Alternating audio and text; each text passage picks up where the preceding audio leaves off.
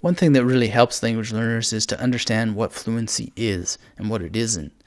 Fluency is a living, breathing reality, and it's something that needs constant nourishment because fluency is an organic tool that you carry with you everywhere.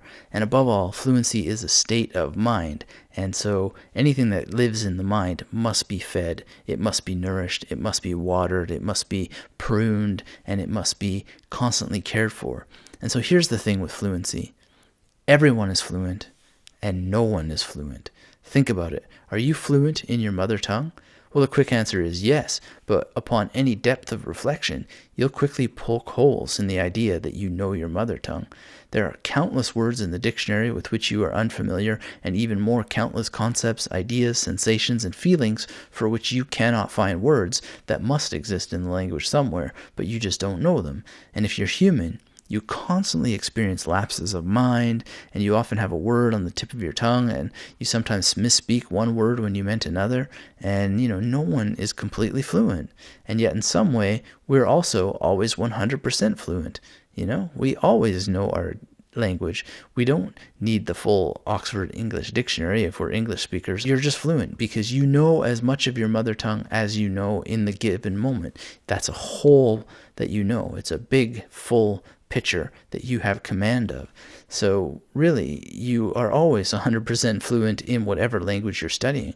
You're fluent to the extent that you have the language at that moment. So you are always fluent, and yet you can never be fluent because you can never know everything about your language or everything about any other language that you're going to learn. People come to me and they say, I want to memorize 10,000 words, and I just think, yeah, you can. The tools that I teach absolutely enable anybody to memorize 10,000 words if they want to. This is not a problem. However, what is a problem is the fact that they're probably never ever going to use 10,000 words.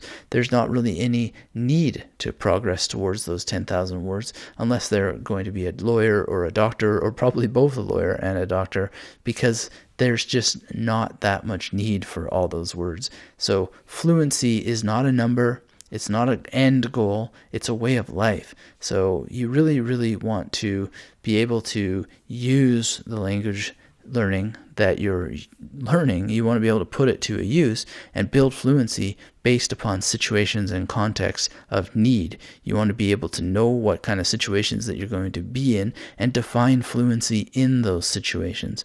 So that could be going to a particular restaurant, or it could be going for a job interview, or it could be talking about your favorite movies. Those are all kinds of fluencies.